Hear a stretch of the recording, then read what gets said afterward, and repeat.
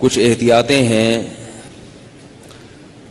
جن کو اگر اختیار کیا جائے تو یہ جو بیماری ہے جو لوط علیہ السلام کی قوم میں تھی، یہ بیماری پھیلتی نہیں ہے۔ اس میں سب سے بڑی ذمہ داری ہے بچوں کے والدین کی، کیونکہ بچے تو بچے ہوتے ہیں۔ والد کو چاہیے کہ اپنے چھوٹے بچے کو جب بھی کہیں لے کر جائیں تو اپنے ساتھ رکھیں، اگر وہ کہیں کھیلتا بھی ہے تو اس پہ نگرانی رکھیں کہ وہ بڑوں میں نہ کھیلے۔ اور رات میں یہ نگرانی ضروری ہے کہ بچے کو اپنے کزن کے ساتھ ہرگز ہرگز ہرگز نہ سونے دیا جائے ایک ہی بستر پہ۔ اس کا یہ مطلب نہیں ہے کہ کزن خراب ہوتے ہیں، اگر 10 میں کوئی ایک بھی خراب نکلا تو اس ایک کے شر سے بچنے کے لیے 9 سے مزید احتیاط کی جاتی ہے۔ مصیبت ہمارے معاشرے میں یہ ہے کہ جب کسی کو یہ کہا جائے نا بھئی یہ کزن ہے اس کے ساتھ بستر پہ نہ سو، تو لوگ کہتے ہیں تو بہت نیک ہے۔ کل تو میں نے بتایا تھا کہ نیک اور برے کا تو اس سے تعلق ہی نہیں ہے لیکن اگر مان لو کہ اس میں یہ چیز نہیں ہے تو بھائی پھر تم کل جس سے احتیاط کرو گے وہ کہے گا میں برا ہوں اور وہ اچھا ہے، مجھ سے احتیاط ہوتی ہے اور اس سے نہیں ہوتی، تو اس کا کیا جواب دو گے آپ؟ اس لیے شریعت کا اصول کیا ہے کہ سب سے احتیاط برتی جائے۔ تو بچے کو کبھی بھی بستر پہ سونے نہ دیا جائے اپنے کزن کے ساتھ جب بچہ 7 سال کا ہو جائے۔ 7 سال کے بعد سے احتیاط ضروری ہے، چاہے وہ کزن کتنے ہی نیک ہوں کتنے ہی اچھے ہوں، بھائی ایک اصول ہے، ختم، بستر الگ۔ اسی طرح بچہ اپنے سگے بھائی کے ساتھ تو سو سکتا ہے مگر بہن کے ساتھ نہیں سو سکتا۔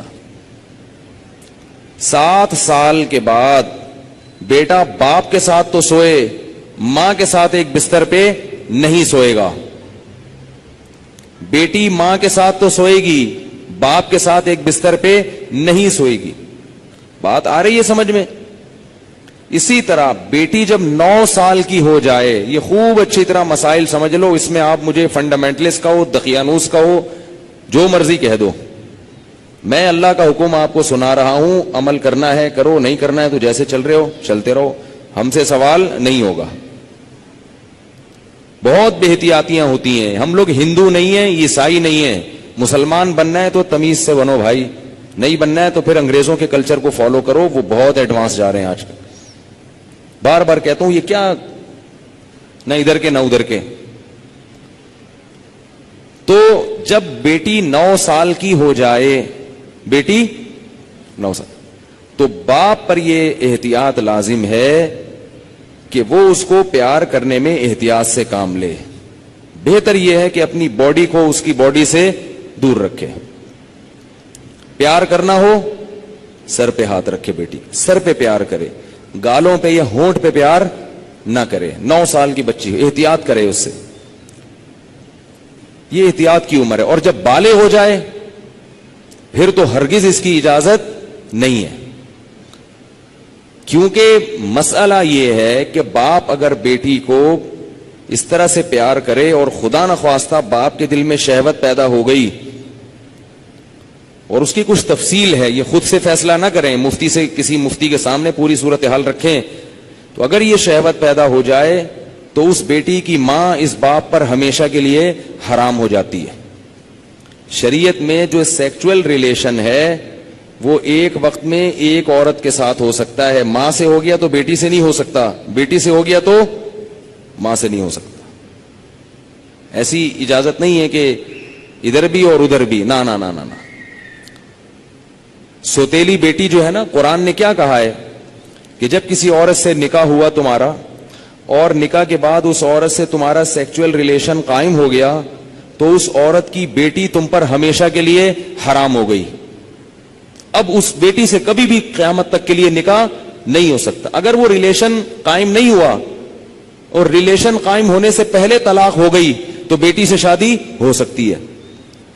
قرآن کی اس آیت سے فقہاء نے، امام ابو حنیفہ نے اور ان کے شاگردوں نے اور بہت سارے تابعین نے استدلال کیا ہے کہ اسلام میں ایک وقت میں جس عورت سے ریلیشن ہوا اس کی ماں سے، اس کی بیٹی سے ریلیشن نہیں ہو سکتا، نہ حلال اور حرام تو ویسے ہی حرام ہے۔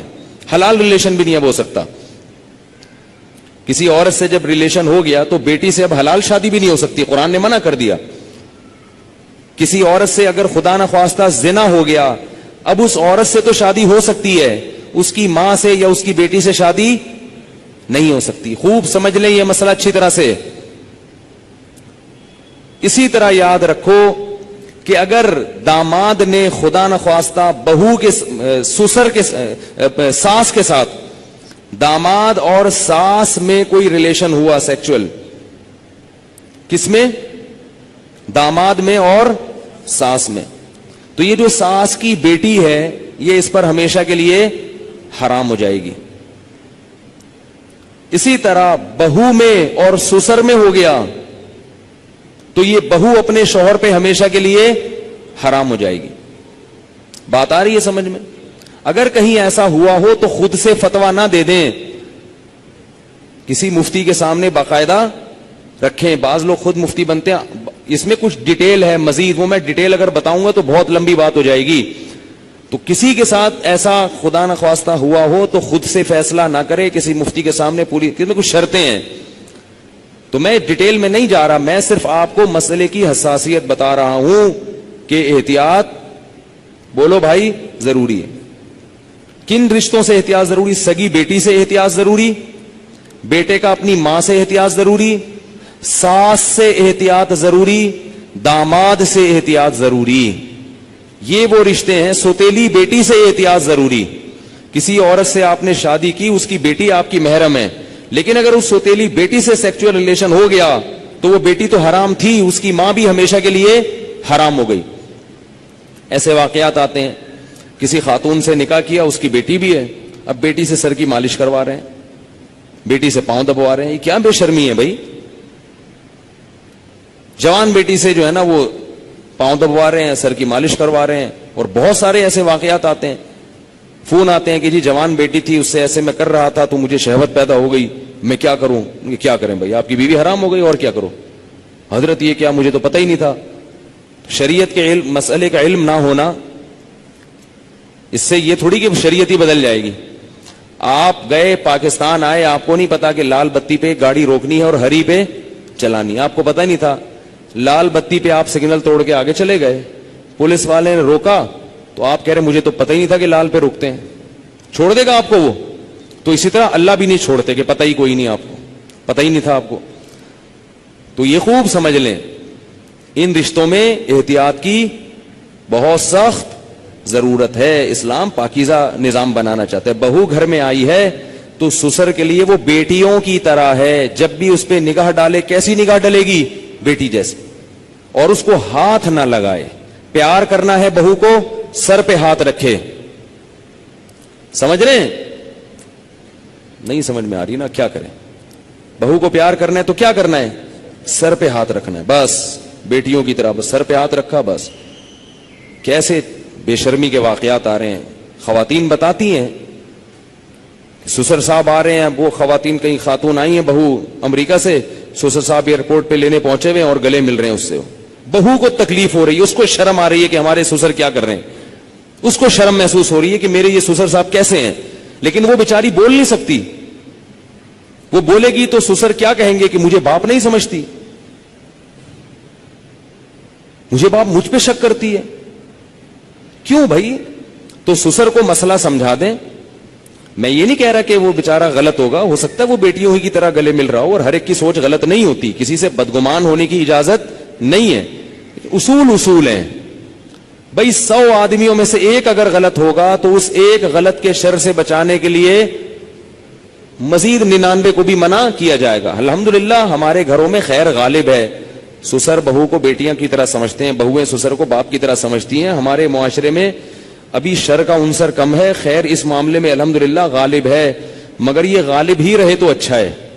اگر یہ بے احتیاطیاں ہوئیں تو خیر کم ہو جائے گی اور شر غالب آ جائے گی. تو اچھے اور خاندانی لوگوں کے ہاں یہی ہوتا ہے کہ بہویں اپنے سسر کے سامنے ذرا لپٹ کے بیٹھتی ہیں, چادر وادر سر پہ لے کے بیٹھتی ہیں. ایک تقدس ہوتا ہے, ایک رشتہ ہوتا ہے. اسی طرح یاد رکھو, بہو کے لیے, سسر کے لیے یہ غلط ہے, جائز نہیں ہے کہ وہ بہو کے کمرے میں بغیر پرمیشن کے داخل ہو جائے.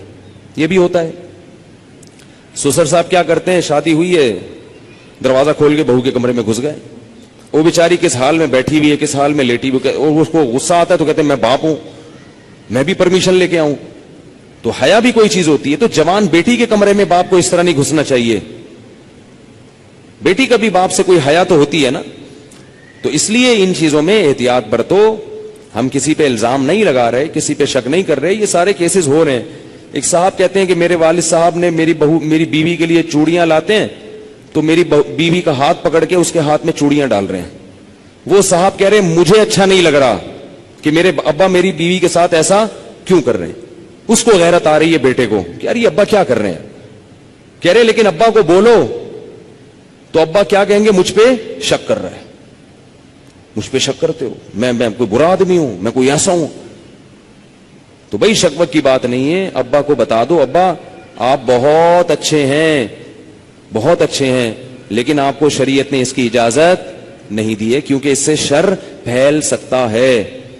سعودی عرب کے مفتی اعظم جو سابق تھے, بڑے پرہیزگار عالم تھے, ان کا یہ فتویٰ تھا کہ اگر ساس جوان ہو اور داماد بھی جوان ہو تو ساس کو چاہیے کہ داماد سے پردہ کرے, بہتر ہے, واجب تو نہیں ہے لیکن بہتر ہے. اسی طرح اگر سسر بالکل جوان ہو اور بہو بھی بالکل جوان ہو تو بہو کو چاہیے کہ وہ سسر سے اس زمانے میں پردہ کرے. تو ہم یہ تو نہیں کہہ رہے کہ پردہ کرے, ہم تو آسانی دے رہے ہیں. پردہ نہیں بھی کرتی تو کم از کم احتیاط لازمی کرے. یہ تو وہ رشتے ہیں جو اللہ نے حرام کر دیے. اور دیور کیا ہے, وہ تو موت ہے بھائی, حدیث میں آتا ہے. ٹھیک ہے اس سے رشتے حرام نہیں ہوتے, دیور سے خدا نخواستہ کوئی سیکسول ریلیشن ہو گیا تو نکاح پہ فرق نہیں پڑتا, مگر رسول اللہ صلی اللہ علیہ وسلم نے دیور سے اتنی احتیاط کا حکم دیا, فرمایا الحمو موت, دیور کیا ہے, موت جیسے. سب کچھ ہوتا ہے گھروں میں اللہ کے بندو, اتنا گھننا بننے کی ضرورت نہیں ہے, احتیاط برتو. جوان بھابھی کیوں دیور کے سامنے آ رہی ہے, کیوں فری ہو رہی ہے؟ ٹھیک ہے آپ کے گھر میں نہیں ہوتا, آپ کے ہاں اچھا ماحول ہے, لیکن یہ ماحول اچھا جب ہی رہے گا جب احتیاط رہے گی, ورنہ آہستہ آہستہ کیا ہوگا, خراب ہو جائے گا ماحول. تو یہ ایک بات تھی جو میں نے بتانی تھی آپ لوگوں کو کہ اس میں احتیاط ضروری ہے. تو اس میں گھروں میں احتیاط کیا کر رہی ہیں, لڑکے کو کزن کے ساتھ, فیمیل کزن کا تو سوال ہی پیدا نہیں ہوتا, میں میل کزن کی بات کر رہا ہوں, میل کزن کے ساتھ ایک بستر پہ سونے مت دو, ٹھیک ہے. اور جب وہ تھوڑا سا بڑا ہوتا ہے تو اس کی کزنیں جب آتی ہیں تو کزنوں سے ہاتھ ملانے, بول لو نا یار کیا ہو رہا ہے بھائی, جملہ مکمل کیا کریں, کزن سے ہاتھ ملانے مت دیں. اگر بچپن سے کنٹرول کیا تو کنٹرول میں آئے گا. براڈ مائنڈڈ بنانے کی کوشش کی تو خدا کی قسم بہت زیادہ براڈ مائنڈڈ بن جائے گا. اس زمانے میں تھوڑا نہیں ہے کوئی بھی, اس زمانے میں کوئی بھی چیز تھوڑی نہیں ہے. جو براڈ مائنڈڈ ہے نا بہت زیادہ براڈ مائنڈڈ ہے. پھر آپ ساری زندگی بولو گے مولوی صاحب کوئی دم وظیفہ بتا دو. مجھے لوگ کہتے ہیں وظیفہ بتا دیں بچہ ٹھیک ہو جائے. کہتا ہوں وظیفوں سے بچے ٹھیک نہیں ہوتے. وظیفوں سے بچے ٹھیک ہوتے نا تو پھر تو دنیا میں کوئی شر پھیلتا ہی نہیں. بچے ٹھیک ہوتے ہیں تربیت سے. ہر چیز عاملوں پہ ڈالی ہوئی ہے, وظیفے وظیفے بھی وہ عامل بتائے گا, اس سے اپنے بچے نہیں سنبھل رہے, تمہارے بچے کہاں سے وظیفے. جو عامل تمہیں بتایا نا یہ وظیفہ پڑھ لو تو بچہ ٹھیک ہو جائے گا, اس سے بولو تمہارے ٹھیک ہو گئے, تمہارے ٹھیک ہو گئے کیا. تربیت کرو اللہ کی بندو. یہ جو چیزیں بتا رہا ہوں میں, پھر بھی بگڑتا ہے تو آپ سے سوال نہیں ہوگا. ہم اسباب کے مکلف ہیں, اور پھر ان کے لیے رات کو اٹھ کے دعا مانگو, اولاد کے لیے دعائیں پیغمبروں نے سکھائی ہیں وہ مانگو ان کے لیے.